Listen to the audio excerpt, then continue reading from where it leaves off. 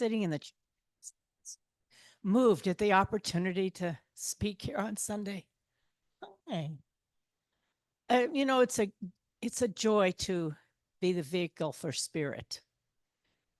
Nothing in your singing as well, isn't it? It is heaven. It's like heaven. Okay, so that said, what ends suffering? So when I first looked at that, I thought, well, what is suffering?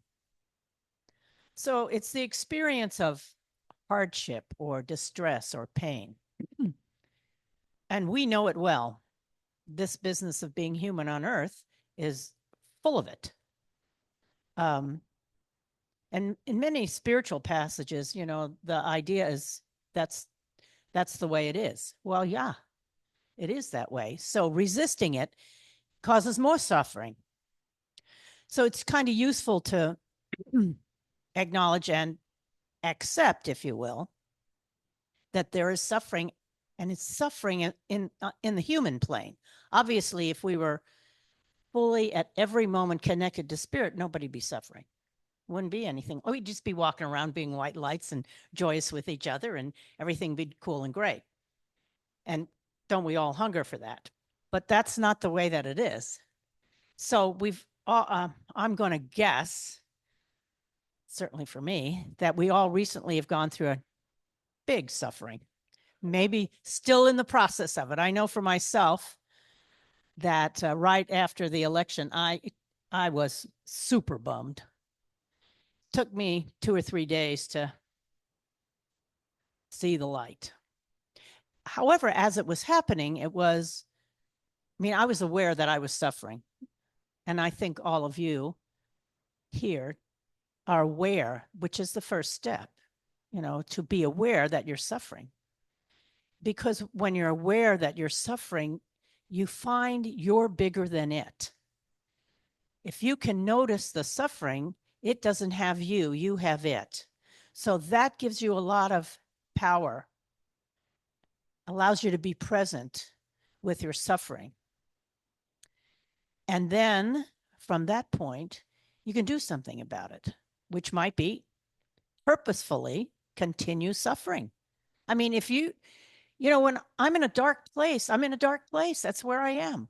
So rather than resist it, I just let myself be there, which, takes a variety of forms. Sometimes I go sit by the water. Sometimes I stay in bed. Sometimes I watch TV, do whatever I do, but I'm on purpose letting myself suffer.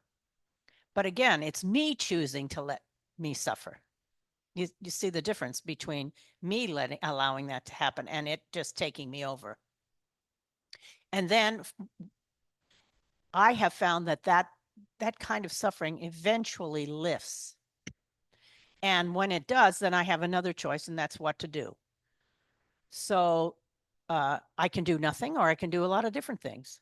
But I can choose it not from a suffering place. When I take action from a place of suffering, people suffer around me. Because I'm just spreading it. And generally speaking, how I would spread it is by talking about it. And ain't it awful? And what about this? And how terrible? And which is fine. I mean, it's fine if you do that. But please find somebody who can hear you. Because otherwise, you're just spreading it like peanut butter all over everything. And people start agreeing with you. And next thing you know, you got a whole mob suffering. So it helps if you first be aware that you're suffering. Now, we often don't know that we're suffering when we, simple little things, when we hold on to a point of view. You ever had a conversation with someone where the two of you are on different ends of the spectrum? And the one thing that's kind of hardwired into us as human beings is being right. So we will stick to our guns no matter what. Well, when we're there, we're suffering. And that kind of conversation, I know you all know, certainly for me, is dreadfully uncomfortable, which is most of the time why I avoid political conversations, though, if I can just sit and listen and appreciate their point of view, it's a different story. I can learn something, but that's not always the case. And I sometimes have a very hard time. So it's just easier for me to not have them. So whenever you're being right about anything, and we're really good at being right about whatever our point of view is. And the other thing we're really good about being right about is us. I'm this way. No, I'm that way. This is how it is over here, and you're not changing it. Now, I used to hate country western music. I just thought it was so sappy and yeah, and stories and no, oh, come on, and twangy. And I didn't like it until the moment my daughter sang it. First time I heard her sing, she sang a country western song. And I'm going to tell you what a very close friend of mine said when he was with me. It's dear, dear sage of a man was with me when he heard me hear her. And he says, that's a mother's orgasm. Because it was heaven for me to hear her say. I didn't even know she could sing. She was an adult by this time. I didn't know she could sing. And it was a country western song. And you know what? Totally changed my point of view about country western music. And it was in that change that I realized, hey, wait a minute. Wait just a minute here. The things that I say I like and I don't like, maybe they're not that way. Maybe I could be more inclusive of things. Maybe if I come up again, like I'll tell you I don't like okra, but you know what? I eat it.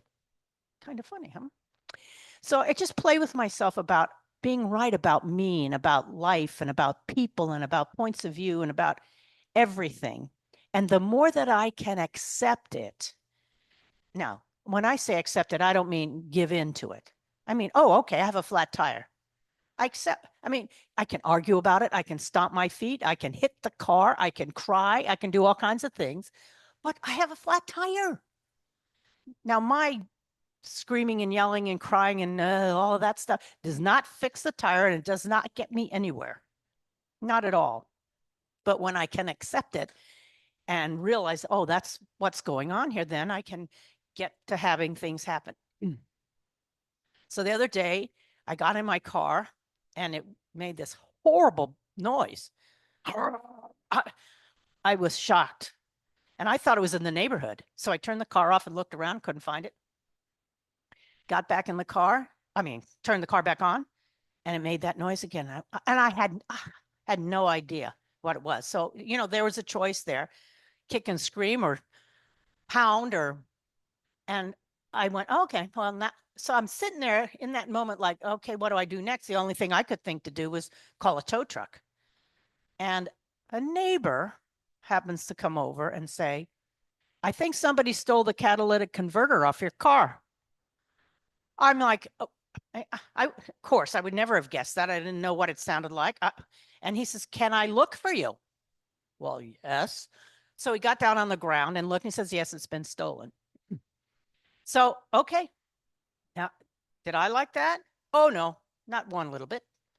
So I went inside, called the insurance company, and all kinds of things started to happen. I was just being in acceptance. I wasn't complaining. I wasn't pouting. I wasn't anything. This is the way that it is. I just have to handle it. So the tow truck came in 15 minutes instead of an hour. I could ride with him, which the insurance guy said I wouldn't be able to. I got it taken where I wanted it to go. And the guy told me, well, in here, we have you pay for it and then the insurance company reimburses you, which is unusual in my history. Okay. And then I walked a block and a half to rent a car, got a brand new rental, left.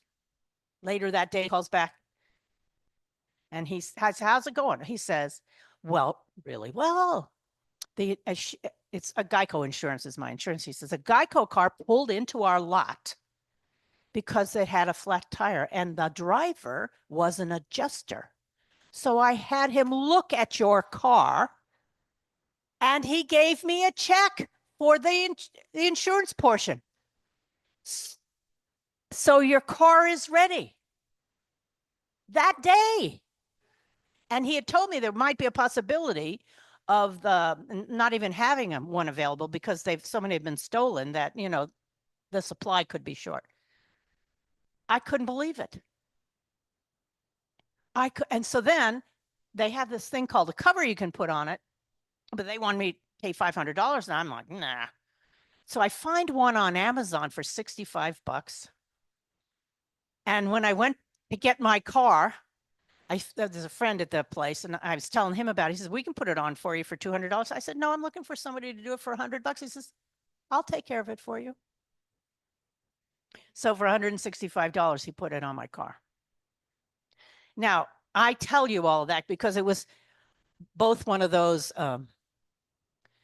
incidences where I could have suffered a lot and complained. And, instead, it turned out to be just one series of miracles, one right after the other, right after the other. And that, I have to say, is my experience of living life when I accept the way that it is. Accept people the way that they are, accept myself the way that I find myself, and just embrace it. The Buddhists say that suffering is a function of attachment. Oh, yeah, same thing. We're attached to our point of view. We're attached to the way we think it should be. We're attached to ourselves being exactly the way that we are. And if we stop being so attached and allow ourselves to just accept things the way they are, freedom occurs. And in that freedom, we are then reconnected to God. We're then reconnected to spirit. And our steps and our actions, our conversations are dramatically different. You try it. I mean, you don't have to believe me. I'm offering this to you as a path to heal or end your own suffering. It's not like you need to run around being a Pollyanna. Oh, ain't it great? Life's so great. I know you think it sucks, but I think it's great. No, I'm not saying that. I'm not saying that at all.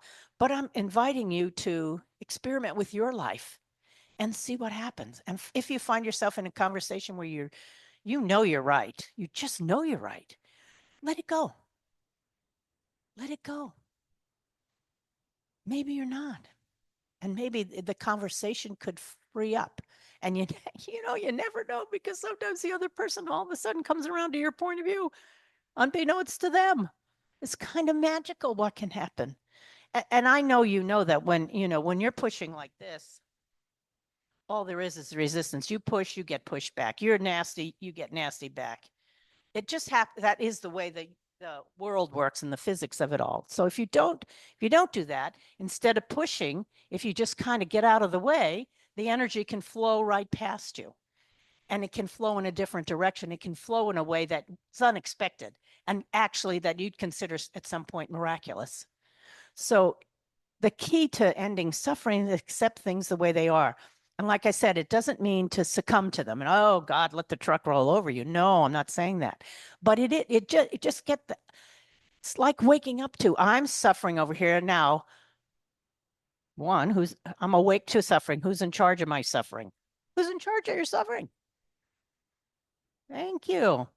I mean, you're it. You're the only one that, because you might notice if you're suffering, not everybody in the room is suffering. Some people are having a good portion of this country's having a grand old time.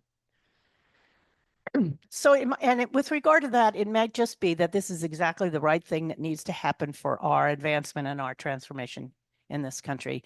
Who knows? We can't see it. We can't imagine it. I mean, I can't picture anything so that would happen, but spirit is at work here. There's never a moment where God is not with us and spirit is not taking care of us, and where spirit is pointing the way. What's it? Doggy have to go out? Oh, okay, good.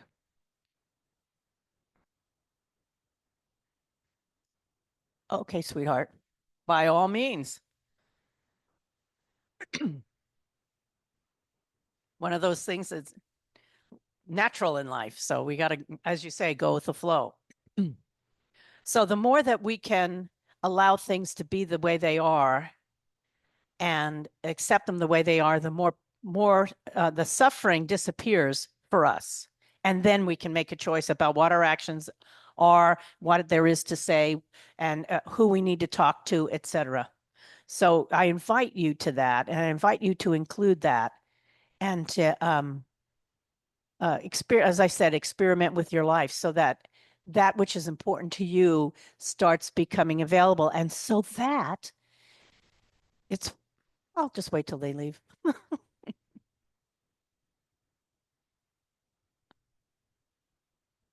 Oh, how nice.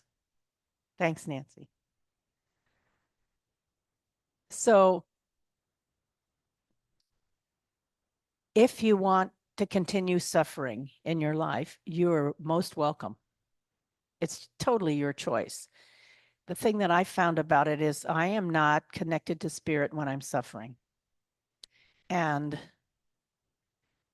that's kind of, I'm going to call it like my quest is to stay in sync with God or stay in sync with spirit or stay in sync with the divine as many minutes and seconds of my day as I can. And if I'm suffering, I'm not doing that.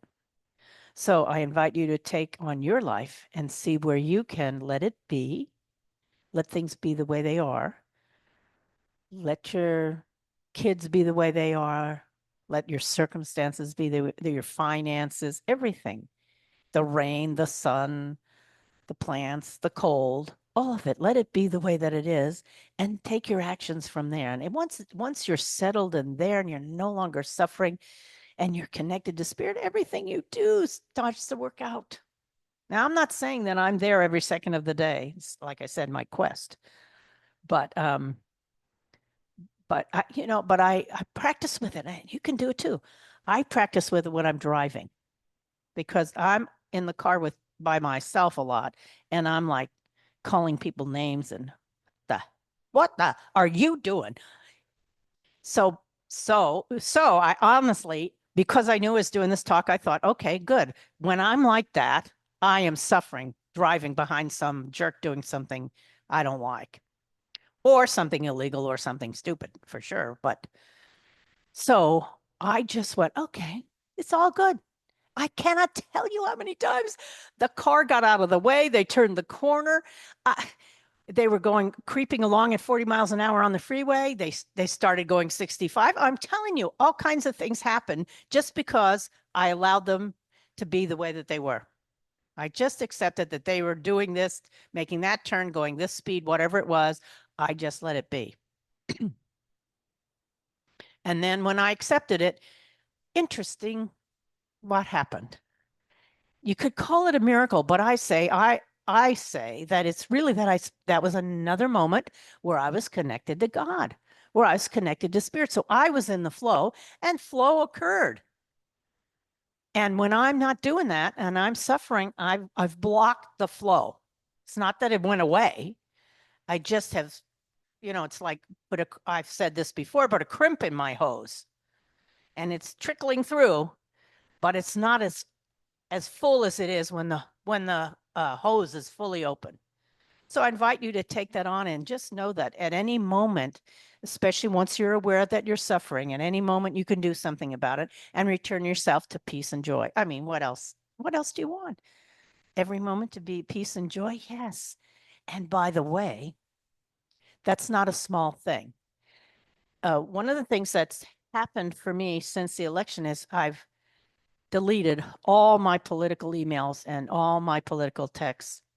And I'm now in the place of choosing what I'm going to be doing. And I realized that a good portion of this is my point of view, what we can contribute to is this space in life, the space that we hold here, the space of spirit, the space of connection, that we're all one, that there's no spot where God is not, that space, that if I contribute that to around me, to the people in life, one of the things that does happen is they stop suffering. And when they stop suffering, they have the space to contribute to the next person and the next person. If I happen to be a real political animal, like some of my friends are, bless them for doing that. I love that. I would be relooking at my actions and what's important to me in that arena. I'm just not one of those people. I'm more this kind of a person, more go with God kind of a person, spread the light. And as far as I'm concerned, that the more we can open up that field of energy and have that more alive on the planet, the more heart, the more love, the more compassion opens up, the more graciousness that opens up, the more that which is appropriate will happen. That's kind of funny to say because what has happened is also appropriate. We just may not like it and may not see it. But the miracles can occur and the joy can occur and the people to lead us that fit with that can occur. So it starts with you right there where you are in your chair in every single moment. Go from there and see who you can touch and how your love and your light can end suffering, not only for yourself, but for those around you.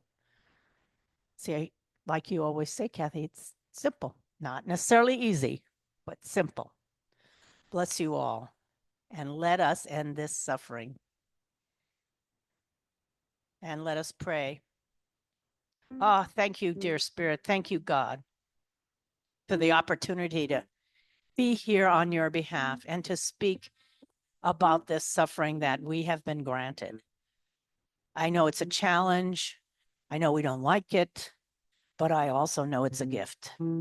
It's a gift, and it's something that we are up to working with and appreciating and resolving. We are blessed to know this. We're blessed to be awake and aware. We are blessed to be grateful for all that you've given us, all that we experience and express, and we are here for you. We are here with the joy and the honor and the privilege of expressing you into life. Thank you for this opportunity. Thank you even for the suffering, for we know that it moves us forward and we take advantage of it and express you even more fully as a result of it. Ah, we are so blessed. Thank you, thank you, thank you. Amen. Blessed be, and so it is.